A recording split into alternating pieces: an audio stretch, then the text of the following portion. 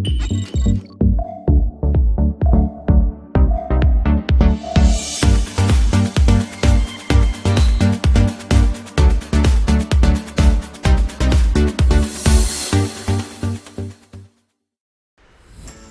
everyone, this is Zero Prime and welcome back to another episode of Zero Review, a series in which I look back on the games I played on my channel and I give you my honest thoughts and opinions on said gameplay.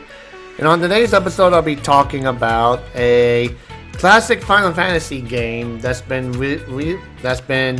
remastered, quote unquote, onto the DS, and that is Final Fantasy IV DS.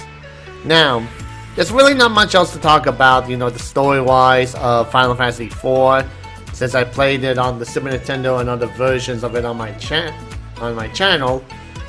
But basically, the major difference is that they did a whole 3D upgrade of it, and also some of the there are cutscenes in this, well, actual fully animated cutscenes with voice acting in it. And besides those slight changes to the gameplay, they also kind of increase the difficulty of this game, because if you played any of the other Final Fantasy IV or the Super Nintendo, the Final Fantasy II versions of this game, then you might notice that some of the bosses and some enemies tend to have a very difficult spike to them. And I noticed that when I first played this on my DS, when it first came out, that it's like, oh yeah, I have, video was going to go by this pretty quick, but later on at some bosses, they were very, very tricky, especially when I got to the final boss with Zeromus, and that was way difficult than it was normally. And I remember that I could not beat them. I've tried. I had to restart the game and basically learn what I did wrong. Now, of course, obviously, if you watch my playthrough of this, I did use a cheat engine or cheat code to gain max levels and all that.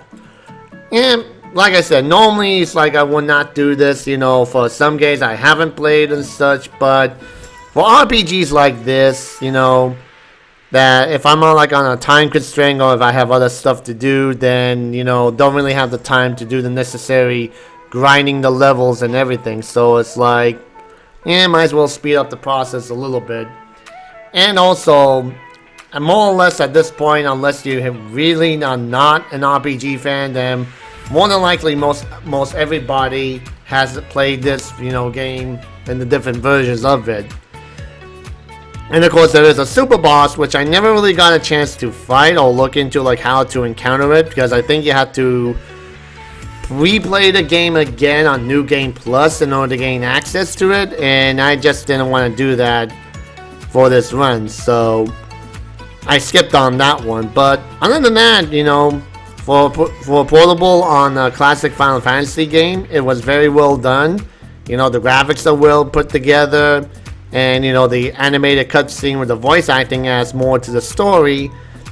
And of course, besides some very minor changes, like instead you used to have a character called Naming Way that you will be able to rename your characters, but here in this version you don't have the option to rename your characters to whatever they are. They are at their default name. And it's just a nice little touch to it, to see a classic, game get a remastered like this, especially in a portable sense. Now, I'm still waiting on when they're going to do a remaster on Final Fantasy VI. And it doesn't have to be on the Final Fantasy VII Remake. No, it can just be simply like this, Just slightly updated graphics, and all that stuff, and just have fun with it. But, any case, that's it. That's all the time I have for this episode, guys. So as usual, thank you for watching. Make sure to leave a comment below, subscribe for more video update, share this on your Facebook, Twitter, Tumblr, and all other social medias. And don't forget to hit the like button to help out the channel and to turn on the notification bell to stay up to date on my channel.